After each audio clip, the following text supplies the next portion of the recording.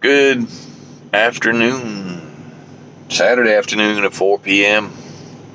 I'm sitting here at P-Lot.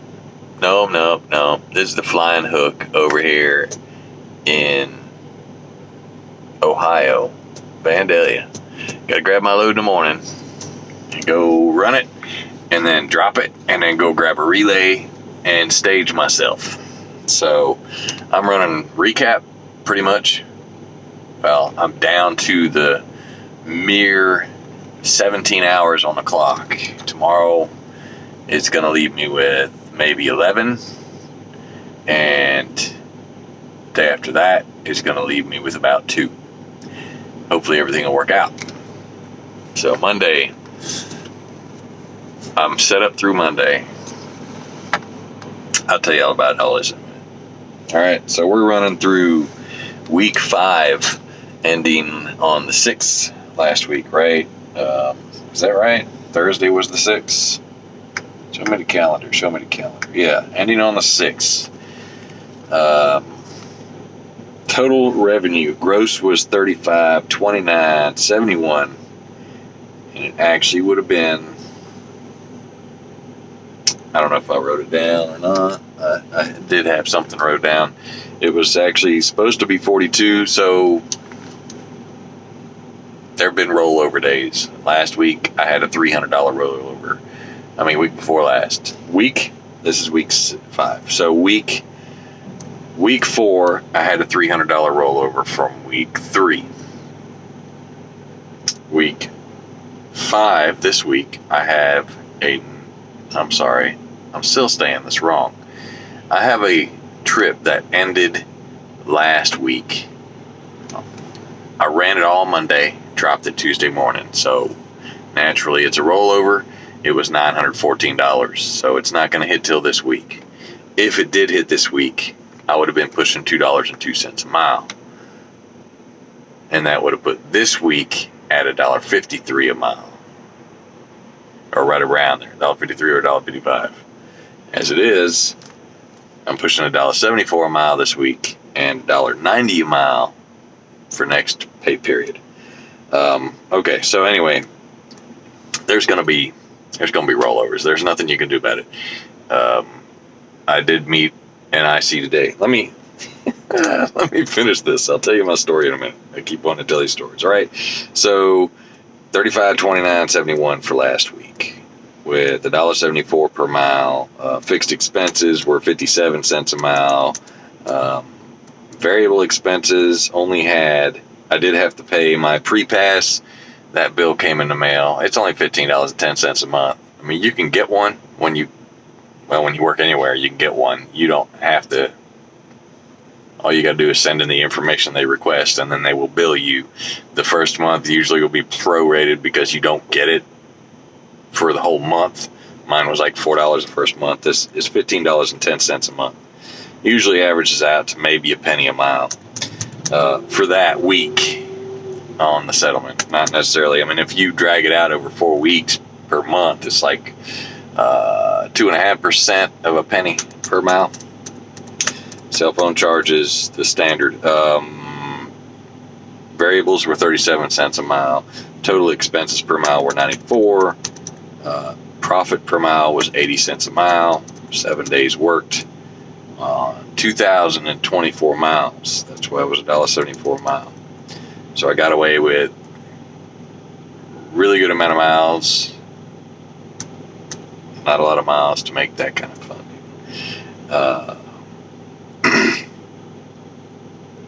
Net was $1627.91. Now the other thing about net, and I know I said this doesn't, my net is without taxes and everything else. The other thing with the net is, this is before, because my spreadsheet doesn't have the $135 taken out of it for the maintenance account. So the net, if I leave, I get that, but I have to pay for, if I leave before my lease break point is up, which is halfway through the lease, then I'll have to pay relisting fees and all kinds of other junk. So $135 a week of anything in this net goes towards the maintenance account, and the rest of it goes towards the pocket, the bills, the taxes, all that stuff, right? So last week, remember, $16.65. This week, $16.27. Next week's going to be $28. 80 cents a mile profit, $232.56 daily revenue. I've already calculated next week. Should only drive another 500 and something miles according to my trip planner. Next week, I know as long as these next two loads hold up, my next week revenue will be $47.0265 for a total of $1.90 a mile on 2,475 miles for a profit of $1.14 a mile and $28.12 profit. Minus 135 is $26.70 minus other bills. And it's crazy because this week I made $401 a day profit. I don't know if I'm going to scale anything else. Tomorrow I'm picking up at a heavy shipper, so I usually just use theirs, because when you get to a certain point, you know where your weight is good. And you know who has the bad scales and who has the good scales, and you pray that it's correct. And it's Sunday, so most of the time I come out of there and I weigh it, and then I go and take it and weigh it, and it weighs well. So I don't usually worry about that place. My fixed should be, I don't know if my variables are going to be correct. My fixed is only going to be 46 cents a mile because I'm driving 500 more miles than I was last week. So you can see that my fixed is exactly the same, right? Every week. 1144.45. 500 miles makes an 11-cent mile difference on my fixed expenses, not necessarily yours, because this week is 57 cents. Next week is going to be 46 cents. Last week was 45 cents. So that's how that breaks down. And that's why, I mean, my variables so far, because I've only, last week, week 5, I got $721.68 in fuel. This week, week 6, I've only spent $699.81 in fuel.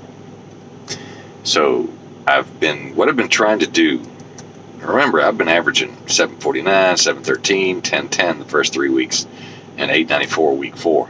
I've been trying out an experiment at 60 miles per hour. So it should cruise at 59, which puts me at 60 miles per hour on the radar.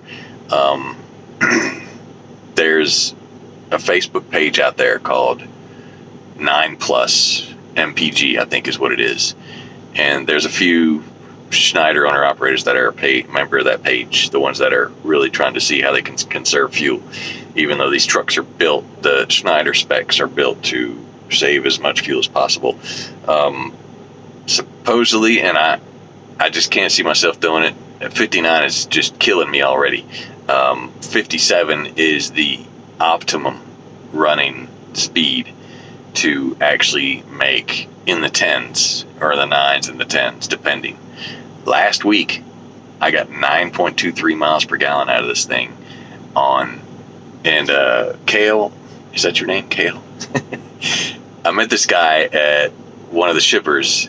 We both had to get live loaded. We got there, the appointment was from like 8 o'clock to whatever, and this is the second time they've pulled this. So in Seymour, Indiana, around the corner from the Walmart, if any of y'all work for us and y'all been there, y'all know this happens every time you go there. They told me this story this time. It says, oh, well, we just do what the main company tells us. We only load what the main company tells us. The last story I got was, oh, well, we had 7 trailers and 8 loads, and yours was the load we didn't load. Okay, look, I don't care what story you have. Okay, you get the loads and you just don't load them until that Monday, and then you're expecting the drivers later on in the day because the window is like 8 to 5 or 8 to 3. And I presume that they load them as the day progresses, but they do their loads first because they have these white trailers that they were moving around all morning long. And the lady looked like she was getting frustrated that was running the yard dog truck. She looked like she wasn't happy that there was like there was 4 of us waiting to get loaded. It was 2 Schneiders and a couple of other people. So anyway, I'll drop his name later on. You can check his videos out. He's only got like 5 videos right now, or 6 videos. But he's a real nice guy. So we had a little chat, and I don't know what you ran coming out of there, okay? But I told you I was trying to run 59. So I did 59 for the first 2 hours. And then after that, I was like, screw it. I jumped it up to 65 on the cruise, which puts me at 66. So I was booking it after that. And that was the one that gave me the 9.23 though, which is crazy because I was pushing, I want to say 8.5 to 9. And then I started booking it. And then I hit Virginia because the load goes to Kentucky, North Carolina. It goes to North Carolina. And you go through Virginia and Kentucky and the little foothills, and some of them are kind of drastic. So as far as in these Freightliners, because, you know, the way they're set up, you're going to creep up a hill and fly down it. Anyway, so first 2 hours, 59. After that was 65. And then like the last 30, 45 minutes to an hour, I think I slowed back. I might not have let up because I was trying to get to a certain point. I don't think I let up. I think I let up and let down to 63. I was trying to get to a certain point, and that's what I did. I didn't let up until the next morning. So I got to the truck stop, which was an hour and a half away from my drop. And I parked there, the Pilot. And the next day, I dropped it back down to 59.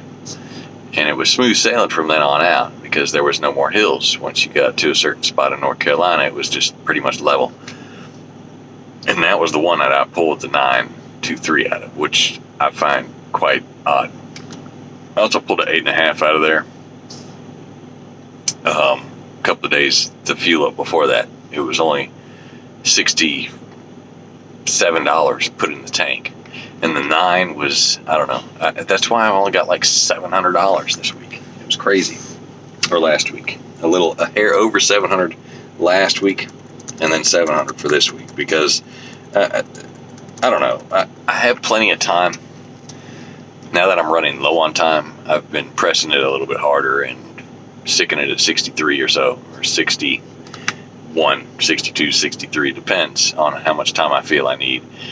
Like this trip I'm going to run now, I'm probably going to hit it at 63 because I want to get there and make sure I have at least the 2.5 hours at the end of Monday that I think I'm going to have, and that way I'll have 10.5 hours come Tuesday.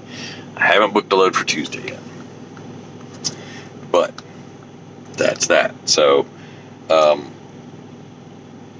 that puts me at now the 4702 for week 6. That puts me at, this is only the second week in the month, right? As far as, or that's gonna be the second week in the month. This is the first week in the month, and I'm working on the second. As long as everything works out right, it's still gonna work out to be the same. So I know I don't count my chickens before they hatch, but I mean I've only got 2 more eggs I'm waiting on to hatch. So, and the other part of this is I had this lined up perfect, right? And this will happen. This is one of the things that will happen to you. I had a load going from here back to Coldwater. I'm dropping this load. Hang on a minute. Alright, so now I'm going to have to splice this. I had to check that. So I'm grabbing a load after this, going to Coldwater. And I had a load coming directly out of my drop in Coldwater with no deadhead, coming back to Columbus, coming back down here to Ohio. The load had a trailer already assigned to it, which is fine. And I looked at the location of the trailer. When you open up the app, you can see where your trailer is located. If it has a trailer listed, it'll show you where the trailer is located at. Some of our customers, the trailer won't show up until it's ready. And then you can go get it. Just your appointment times have to be met. If you don't meet them, you cannot be a contractor with Schneider. They will call you, they will get you on the phone, and they will tell you, you are at such and such percentage, you need to raise your percentage up, you signed a contract saying that you were going to be here. That's all I'm saying on that. You got to make your times. Anyway, so I had the load scheduled to come out of Coldwater to come back down here, and then I had backup for that Ohio load to go one more step. So I had my whole thing planned out. I was going to have like 5 or 6 hours left over. And then the trailer that was in Coldwater was listed in Canada. So I sent a message to my BOA. Was that a mistake? I don't know. I could have went up there and just completely ignored it and went up there. And then when they find that they can't find the trailer, I get a $150 VNU. Is that smart? I don't know. Right now, I'm going to say no, because the way freight's been running, I'm not confident that I'm going to have a backup right away when I get there. Is there like, I swear, it's going to be crooked, man. I'm not confident there's a backup there. So I said, please check into this. This trailer is listed in Canada. Let me know what's going on. So she sends a message back saying, trailer's tracking in Canada. What did I just send in this message? Okay, all right. I know it's tracking in Canada. I can read. That's why I said, please find out why it's tracking in Canada. So the trailer's tracking in Canada, and she says she contacted customer service, and they're looking into it, talking with the customer. Customer gets back 3.5 hours later after I'm stopped. I already had a favorited backup ready, and it was still on there when I stopped, but my load was still fine. It still was showing on there. I was about to make a phone call when a message came through, off. This load is canceled. So apparently they lost the trailer, they lost the load, they don't know where the load is that was supposed to go up there, or I don't know, they made another load that was supposed to go up there and there was only one, who knows. And they transposed a number, or they thought a trailer was there that wasn't there, and it was there last week and it's gone and it's already up in Canada. Who knows what the story was? I don't really care. All I know is my load got canceled, and they sent that message, and I went back on there to grab my backup, and my backup was gone. And no, it's like you got to be quick, but the thing with that is it was there for 4 hours, because I drove for 3.5 hours or so to get to where I was at, and it was there when I got to where I was at to park for the day. But then it was gone the minute I'm ready to. Lord, I know you're looking out for me, and I'm sure there was a reason he took it away from me. So no problem. I went ahead and booked a different load. I couldn't find nothing really right after that, so I called him and I told him, take the third one off of me, the backup to my backup. So the return trip from Coldwater to Ohio, I had one backing that up. I just called, said take it off. I can't back nothing up with that load right now, so there's nothing on the board, and I'm not driving all the way back down here for nothing. If I made a VNU, it still wouldn't have been worth it, because $150, and part of that would be going for gas. I'd only make, I don't know, $100 on it to come down here. Anyway, so I was like, all right, whatever, take it off. And they took it off. So then I found another load. It wasn't the best paying load, but it would set me at, let's see, it's 47 minus 9 is 38. It would have set me at 36, 35 and a half. So I'm like, you know what? I'll take it. Give me that load. I'll put that load on me. And that put me at 35 for the week, 35 and a half. So I don't know what got into me, some wild hair. I was like, well, I got another 8 hours. I wonder if I can find a short haul right in the middle of these two. Why not? So I looked, and there was a $215 load going. Take me almost about 45 minutes to get there, and about an hour and a half to drop it off. So I said, you know what? Let me see if they can put this in. So I sent an insert shipment, and within 30 minutes, I think it actually took like 24 minutes. What they do is when you request an insert shipment, they'll take off the load. Well, what happened with me is they took off the third load. So I'm on the current assignment. I have a pre-assignment. I have 2 pre-assignments because, I had 3, but with all what went on, 2 disappeared, and then I got another one. So I have 2 pre-assignments. They took the third pre-assignment off, and all I did was send a message in the Qualcomm. No. I would have used the app, but I don't use the app. I use the mobile page on Chrome on my phone because I can open multiple windows. Anyway, so I went on it's the same as the app, so I'll call it that. I went on the app, set an insert shipment, and saw how it works, and I went ahead and said, this is the shipment number I want, this is the shipment number that goes before it, this is the shipment number that goes after it. See what you can do. The third shipment I had on me disappeared. The second pre-assignment, it disappeared. And within 5 minutes, I went back in the app, and I refreshed my stuff, and it was showing up in there, even though it wasn't showing up in the Qualcomm. So, if you have problems, you can usually tell if the thing's in there, it'll be in there on the Qualcomm. Anyway, so, yeah, that's why I'm down to be 2.5. I'll be lucky if I get 3 hours left. I don't think I'm going to be that good, but I'm going to have to squeeze it tight to get those hours, and my time, I'm going to run low. And then next week I'm trying to get home, so hopefully I'll find some around Tuesday, Wednesday, Thursday. I found a couple, but I don't know if I want to run them yet. 1,500 for the first 2.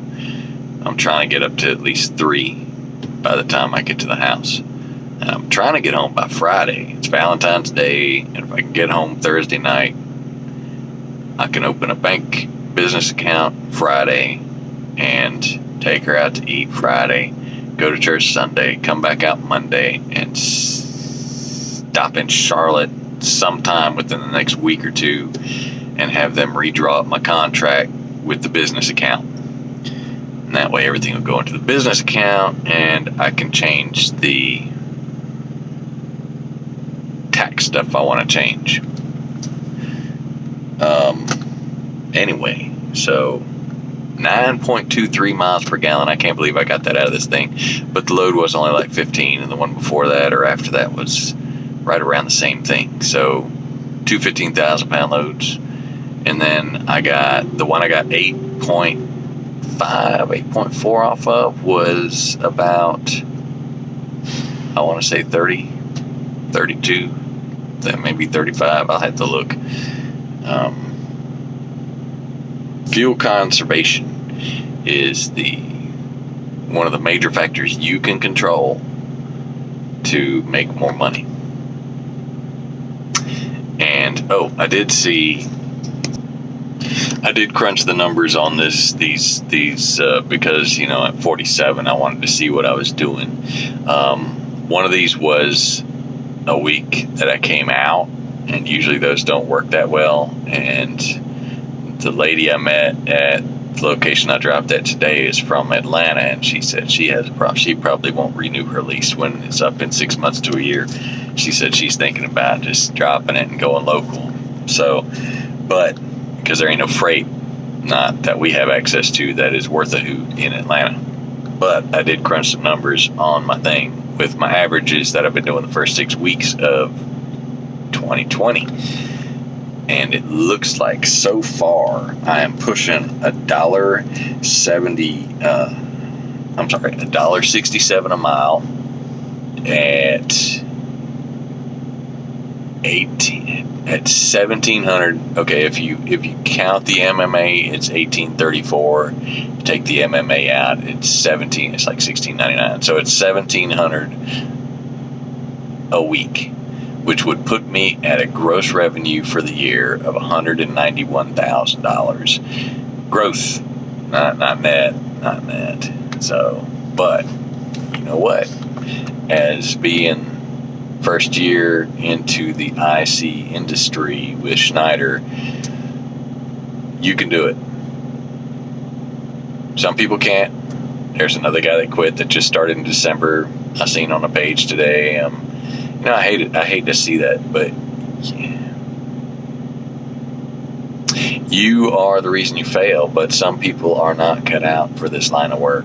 Some people are not business owners. Or if they are business owners, this is a different type of business because this business includes a lifestyle attachment to it. So, it ain't easy, man. It ain't easy. Of course, that guy said something having to do with insurance and SFI and some other stuff, and I'm sure there's a whole story behind there, but you can succeed at this. And there's a lot of people paying off their trucks, man. Just look at the owner-operator page. There's like 2 or 3 of them that got 6 months or less left on their lease. And no, they are not being forced out of their lease. So, can you pay off a truck? Yes, you can. A lot of people do. A lot of people have. And there's a lot out there that you don't hear about because just think of all the SFI lease people that have been doing this for a while, that work for Schneider, that do not have a Facebook page or don't tell people what they do on Facebook, because there's a lot of that. I mean, you'll get a bunch of people, I don't put my numbers out there. It's nobody else's business. It really isn't anybody else's business, but I don't know, helping people out. At least, if somebody's got questions when they meet me or whatever, I'll help you out. I don't know if I can, but I'll do what I can. Good Lord put me here for a reason. And I don't know if this is the reason, but I can tell you this much. I've had more success doing this than I have doing anything else. So, getting somewhere. I'm going to put another video up later on to show what my wife has been making, because I keep bragging on it, but I'm not showing any of it. Although I'm not gonna take any orders or anything for her, and I'm not gonna put our business name or anything up there yet because she's already swamped. She keeps getting these orders. She's got a sign that she's got to make for a prime driver. Oh my God, the competition. Sorry, but got to do it. Got to make the money. And the prime driver's daughter wants a sign for her car. It's just crazy, all this stuff and the prime signs. Good money, man. Good money for the business name he's putting on the side of his truck. So, yeah, this has expanded the realm of possibilities, and it can do the same for you. And there's other people, the SFI doesn't just lease to Schneider drivers. SFI leases to all kinds of drivers. Are you gonna try and get in that hole? There's some guy in a bobtail that has been sitting here all day. I don't think he's in it. I think they just parked it there over the weekend, and it's half cockeyed and on the stripe.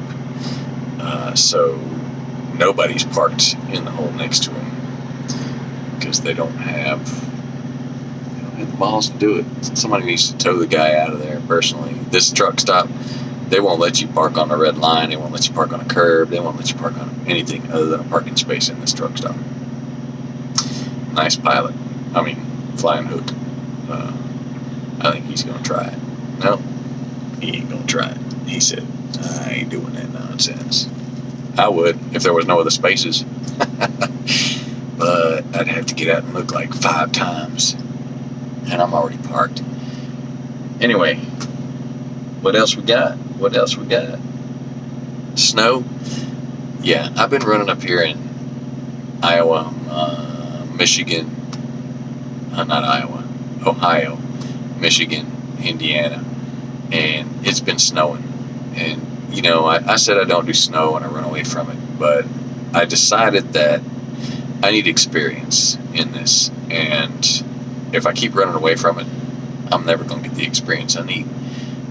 So I'm going to give it a shot. There was a incident a day and a half ago. I was going a little too fast, and I was empty. And the ABS worked great on the trailer. I hit the brakes, and it was like,